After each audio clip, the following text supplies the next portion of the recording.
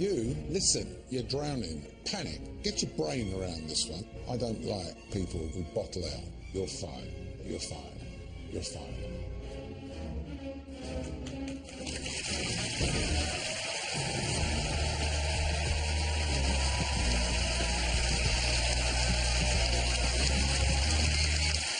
Good evening and welcome to The Apprentice, You're Fired. It's Task 8 and the big beasts of this series have started to fall. As ever, with the help of unseen footage, we'll be attempting to get to the root of what went wrong in those 2 fateful days in Somerset. Although, when all was said and done, it really all came down to 2 little words. Hot tubs. Hot tubs. Hot tubs. Hot tubs. Hot tubs. Hot tubs. Hot tubs. Hot tubs. Hot tubs. Hot tub. Hot tub. Hot tubs. Fuck it. Hot tubs. Let's meet our panel. Serial entrepreneur Dale Murray, Lord Sugar's left-hand man Nick Youre, and comedian Joe Lycett. Welcome to You're Fired.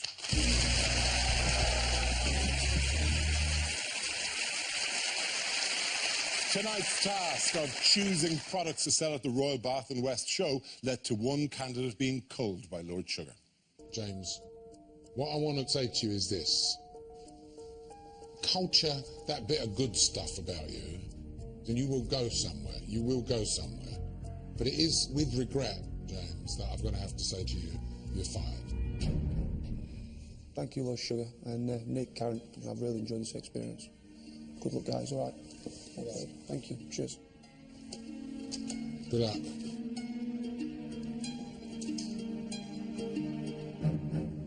Ladies and gentlemen, please welcome James Hill.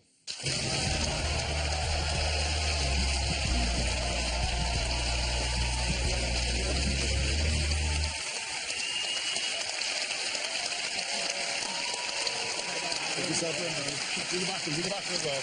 How are you guys? You're right. Cheers. Oh, so Derek, where did it go wrong? Not sure, Michael. Difficult to pick, really, isn't it, at this stage? Yeah. Loads of muck and not enough brass. Were you disappointed? You got it?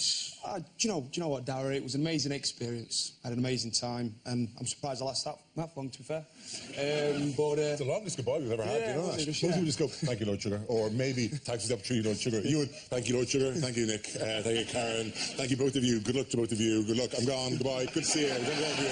You've been fantastic, I'm James, good night, thank you very much. It was amazing, it really was, just to be a part of the whole experience. And I did my best throughout, you know. I gave it everything I could.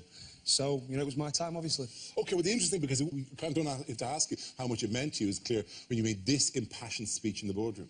Do you know what, Lord Sugar? I think some people misinterpret my enthusiasm. I think, you know, I've never had an education. I've never, you know, been into employment. I've always wanted to go out there on my own 2 feet and stand up for myself and make something of myself. I've always been interested in business. I'm in this big wide world on my own. And the reason I'm here is because I want someone like yourself that's been there and done that to take me under the wing, give me the guidance that I need, give me that direction. You know, it's not even about the money for me. It's about the fact that I want someone like yourself that can give me that direction. You know, I've started from nothing. You know, I'd start again from nothing. I just want someone like yourself.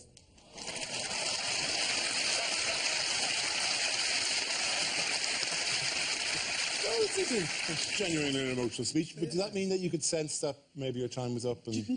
I don't know, Darry. You know, I've started from nothing, and... Hang on, we all start from nothing. It is literally how you come out. There's nothing there. Yeah. But I think what was so nice, the fact that someone that has done so much in life, like Lord Sugar, to see something in me and compliment me in that way, you know, it meant a lot to me, and it just makes everything worthwhile what I've done. Okay. And that's really nice. Did that impassioned speech, Dale, would that have turned it around for you, you know? Well, all the way through the episode, I was thinking, you know, James may not be doing so well here, and James has made a mistake there, and, oh, I wouldn't quite do what James did, and then you gave that speech, and I thought, ooh, there's something more about you. Yeah. A lot of passion, and it came through a lot of authenticity, and clearly you were looking for some guidance as well. And I thought that was fantastic, so well done. And you know what, Joe, as well? Who's picking names around you here, I'm sure. No! Dale, Dale doing the end.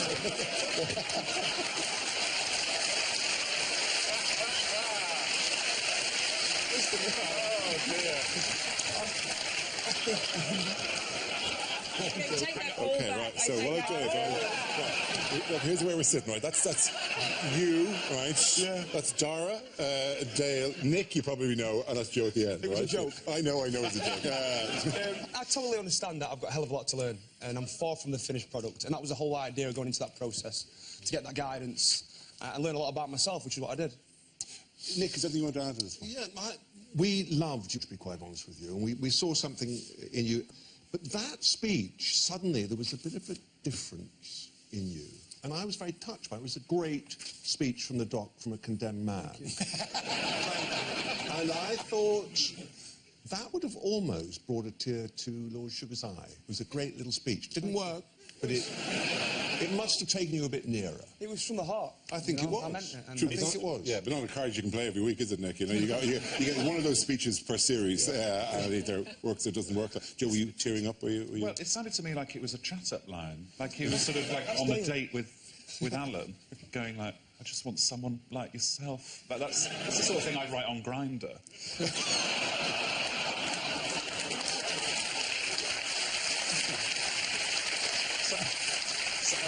You can't learn from anybody better, though, can you? No.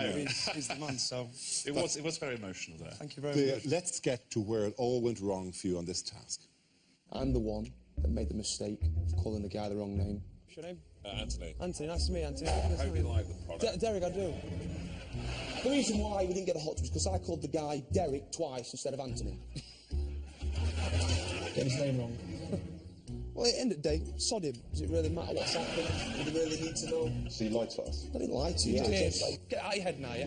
Deal's done. It's done, right? It says in here that can get on people's nerves. I can, sure, yeah. Big tick. Stop trying to undermine me so full time, right? Every time I'm trying to talk and do something, you're butting in. You don't listen. You didn't listen to the hot tub man, because what he was trying to say to you there was, you don't have the attention to detail to sell my product. You say that people have called you Del Boy. I think you got it wrong. I think you're Trigger.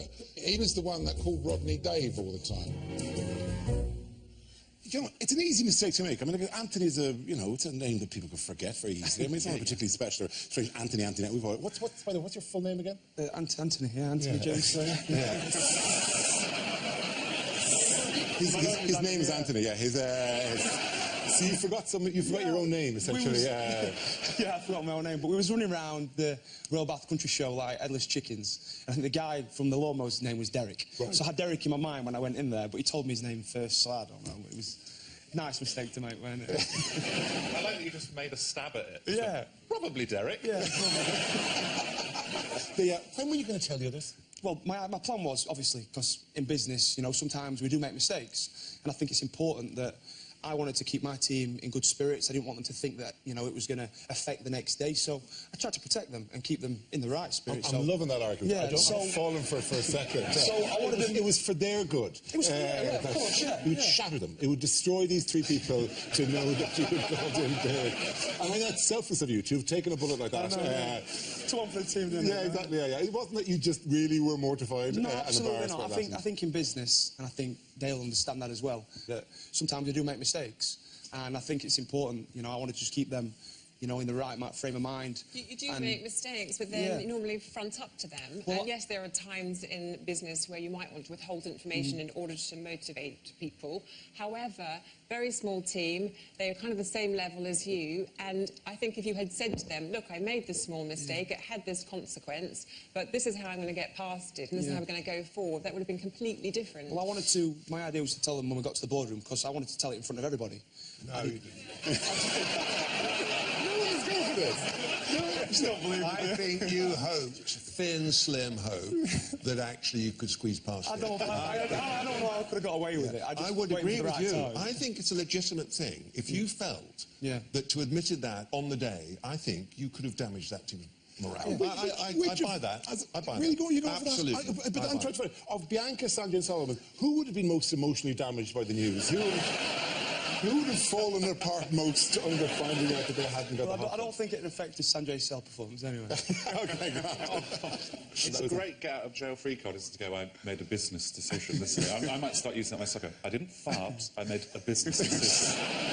Honey, this woman in the bed, this is a business decision I have made. And I didn't want to tell you because I thought it would shatter your morale.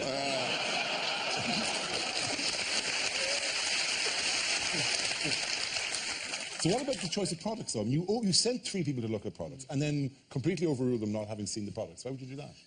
It's not easy being a project manager, and... No, I hear that. He was just lonely at the top. Yeah. Not make any friends. No, no. So obviously, you know, it's not easy to understand if you've not been to the market before what's going to sell, what's not going to sell. And I had to take into consideration that it was a country show, and it was an affluent area. So I thought Wellies would do well. There's a festival coming up, and I also thought, you know, a nice piece of garden furniture will go well in someone's country back garden. Okay, okay. Even if you lost the hot tubs on the tiny mistake of the name, right, it probably wasn't why you got fired. What might have got you fired was how you made the quiet, even-tempered accountant this angry. I want to hear from you, Roisin. You'll hear a lot. I have a lot to say. I'm going to call James out on all of his mistakes. James comes across as this, you know, cheeky chappy Del Boy character. In reality, he's very patronising, he's demeaning, he's very difficult to work with. James, I think you want to show you're really decisive just to show Lord Sugar you're decisive when you're not actually making sound, informed decisions. You have not managed any of us at all. Bar the big dog name, I don't see your contribution. And I am one of the most consistent contributors here. And you've brought me in here even though we sold the same lawnmowers. And things don't go your way, you have a tantrum, you shout at people, you leave a trail of destruction behind you. I am making very valid points here that a lot of people feel, and the evidence supports everything I'm saying.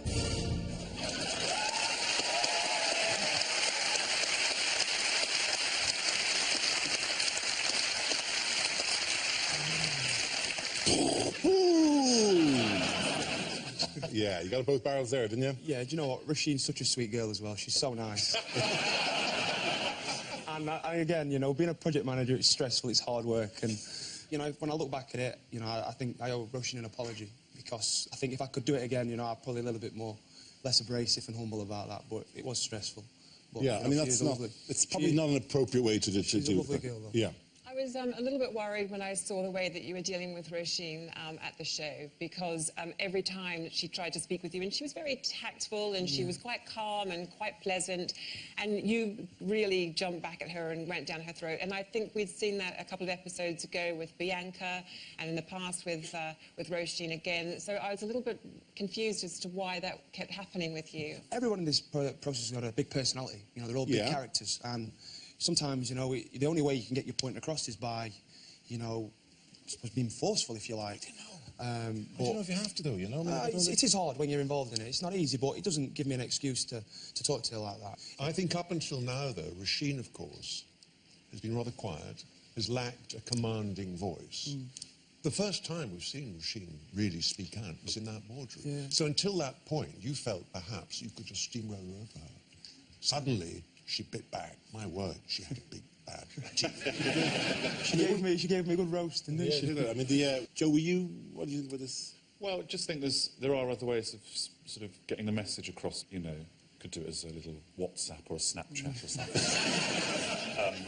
Just felt a little bit, for me, a little bit too alpha, which is not really how I operate. But do you think that's one of the things you could learn? Absolutely, and you can't do it all on your own. That's one thing that I have learned as I've grown up. So I've learned a hell of a lot from this process, and I think going forward, you know, I'm a different person. I really, really do. There's a bit more humility there.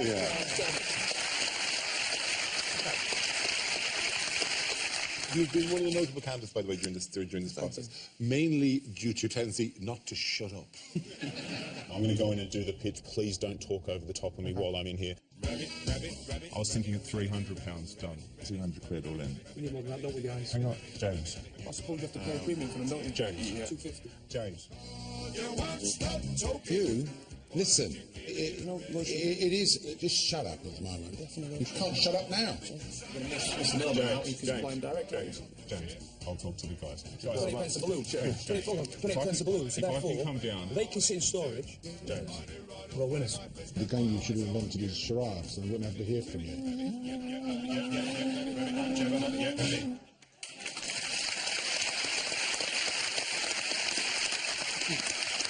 I was looking at you on your CV. There's an interesting line on your CV. You had a job once in a bar collecting glasses. Yeah, I did last too long. Yeah, you didn't last too long. You got fired. Why did you get fired? Talking too much. Yeah. Not getting the work done. Yeah, so you think, have you learned? Have you learned anything? This stage or whatever? Yeah, I mean, yeah, it's just, but is there a pressable character, you know? Is there... The great thing about James is, I mean, he comes up, he does some great work, Big dog, great lad. But like many big dogs, he's only partially house-trained, and that's the problem. Give him a bit of time, polish him up a bit. This boy's good. Thank you very much.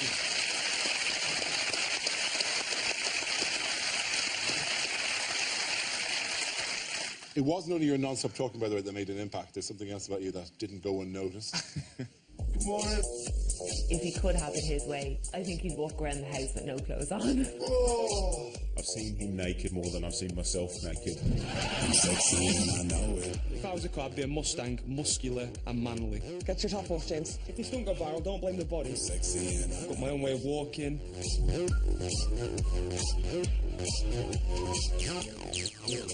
James is built like Tarzan, but does act a bit like Jane. The one luxury act I've taken to half is my hairdryer. Makes myself look beautiful now, yeah?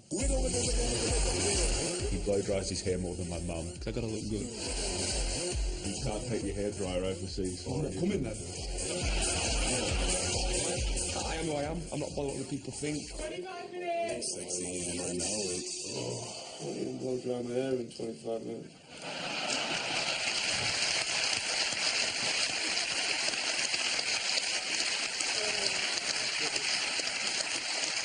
What style do you like for your underarm hair? Because Volume. You like the Volume, volumized underarm hair, yeah? It's kind of like, I sort of sleek down. I kind of go for like extreme gel, like a bedhead hair. I braid, actually. Really? That's quite. Does that not like after a while irritate you on a during the day? The ladies like it.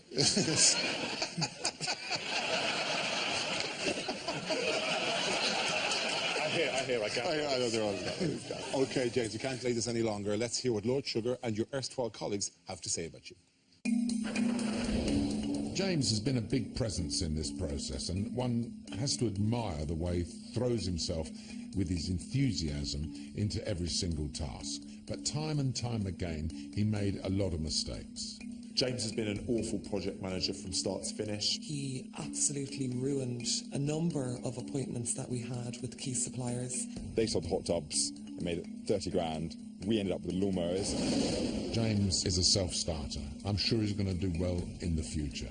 But I just couldn't take the risk of having to keep my eye on him all of the time, and that's why James had to go.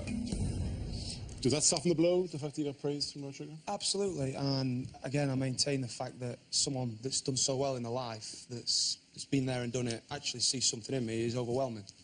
And if I take anything out of this whole process, them few words, when he fired me, you know, was amazing. I wouldn't underestimate that quality that Lord Sugar said to you. He called you a self-starter.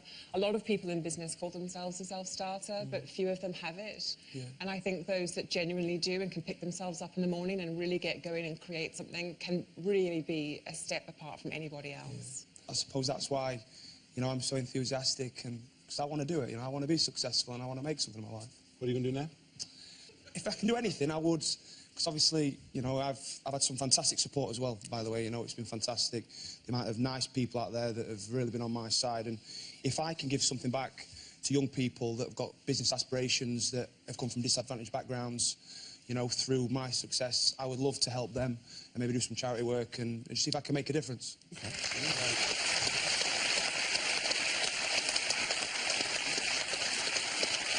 Right, let's move on to the winning team and the small spot about. They're tiny thing, nothing much about who would sell hot tubs. No biggie.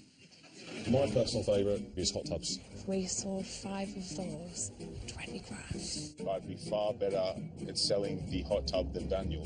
The best people to go to the hot tubs, Katie and Mark. I was a bit sneaky about how I crafted my way into the hot tubs. Mark's told you what he wanted to do and you've listened. He's the project manager here, not you. Leave him out of the task. You've got into his head. I congratulate you for that. I'm selling a £50 handbag when Mark gets an opportunity to sell a £3 grand hot tub. How many's he done? Seven? Oh. Seven in one garden? Oh, no. I've been absolutely royally stitched up. Daniel, I know you must have felt Sick. Gutted. Absolutely furious. It's just bang out of order.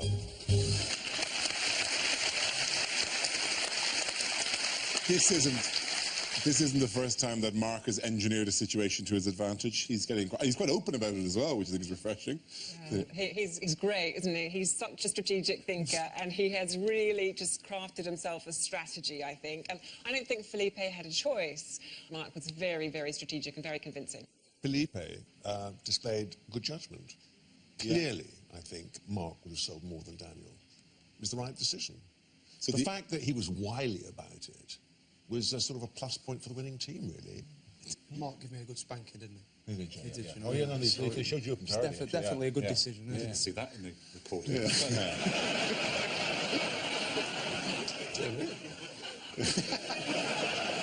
Well, we had a person stripping off. Not you, actually, interesting, for 1 week. You're not the one who stripped off this week. It was Mark. What are you doing? You've caught me. You've actually caught me taking my pants off. If I'm 100% honest. With these headling hot tubs all day, and I'm going to have just a cheeky, just make sure that what I've been saying isn't misleading. Just do a few press-ups before you get in and breathe in. Oh my God. Oh, is he in a hot tub? Guys, if you want to buy one, I'm in the best position to tell you about it. He comes free. Are you interested in a hot tub or an Australian? No. No, neither. No, not really.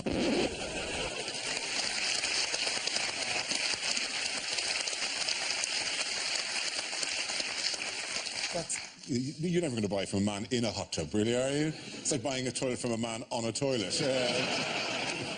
Fair point. Yeah.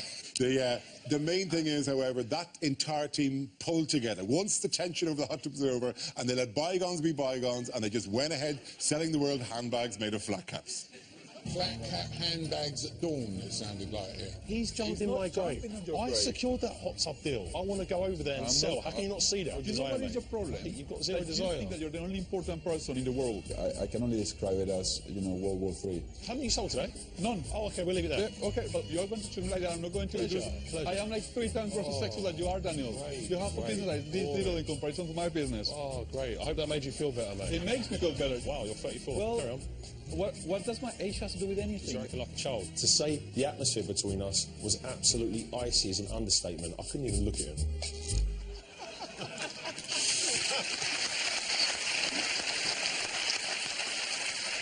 Man, I'm loving the honesty of it, but you'd never stop at a stall where two people are just hating each other as much as that. Extraordinary. I used to pass by occasionally, cruising around the Bath and West, and they were like pecking at each other all the time. It was horrible. I like that he said I can only describe it as World War III. Like that's the only possible description. It's more like Mean Girls, isn't it, what they were doing? These are the bags, by the way, and these are the bags here. They're quite natty in their own way, but they really make terrible hats because once you've turned it into a bag, it just simply doesn't sit right on your head. So there's no, or you deer stalker it. That may be how you're supposed to wear it. I don't know about that. But Nick, this is very much your task, your element, isn't it? Why? Because you love tractors, Nick. Oh, my tractors, yes. Would you like? I had a good spin around there, and there were a lot of old tractors, and I sat on several. I sat on a Fergie T20 and a Massey 35. My Lord, really? I knew you'd be fascinated.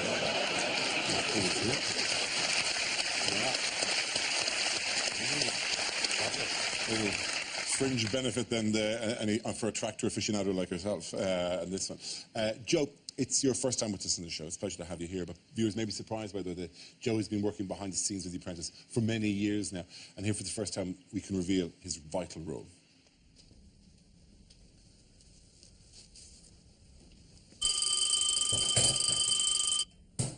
Lord Sugar's coming. Quickly, lads.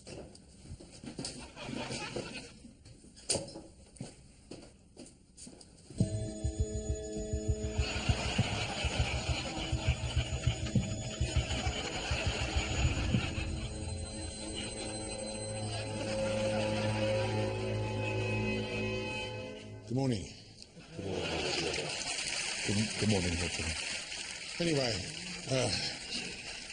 I think what we need to do now is to see how these contracts turned out. Karen? And 3, 2, 1, go.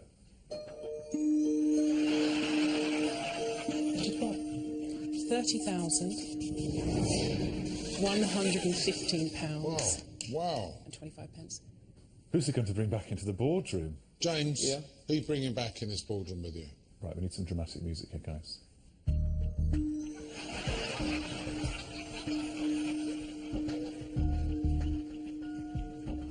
I'm going to bring in Sanjay for numbers, for sales.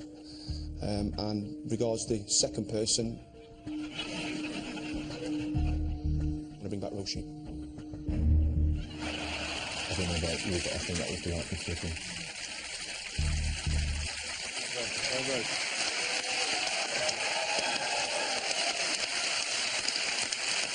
All right. Dale, you were with us in programme 1 and you've been tracking the candidates throughout the series. Who has impressed you? Who do you think is going to get to the final?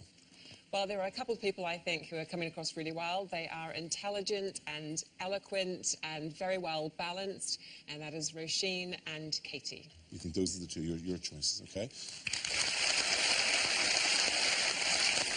Okay, Joe. I really have a soft spot for Felipe. He's like a Colombian Paddington Bear, isn't he? But I do think Roisin will probably win it. Okay. Now, Nick, obviously you can say nothing. You know too much. You know too much, Nick. So it's always been your problem. But to the vote, Dale, given the choice that he was faced with this week, do you agree with Lord Sugar's decision to fire James? I'm afraid I do. I would fire you too. Nick? James, it was time. It was time. Joe? Oh, I feel like I'm kicking a puppy. It was the right decision there. Okay, let's talk to yourselves. Red for fire, green for hired. Let's see.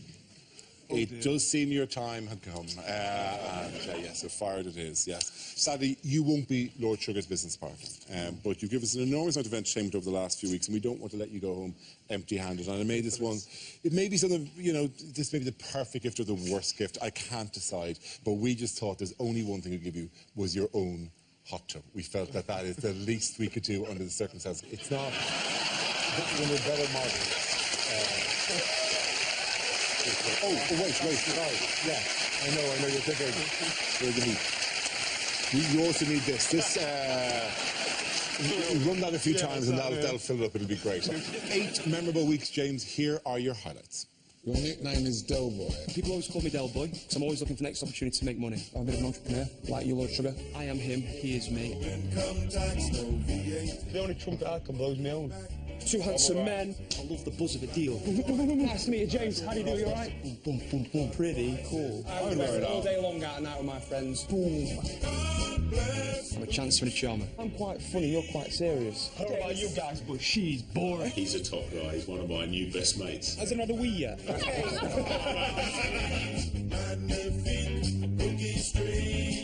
He's a lovely guy. Big dog, the top, the leader. Anything's achievable if we believe in ourselves. Anything. This world's as big as our oyster. Ladies and gentlemen, James Hill!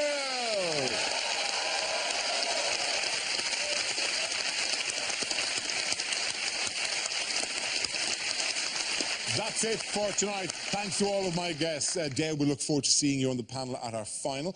Now, if you fancy your chance of becoming Lord Sugar's business partner next year, please go to our website at bbc.co.uk/apprentice, where you'll find details on how to apply. All you need is passion, drive, and a great idea, so give it a go. And don't forget that you can keep in touch with us on Twitter and Facebook. Next week, the candidates have to go shopping for bargains, but who will be unable to negotiate their way out of a taxi ride home?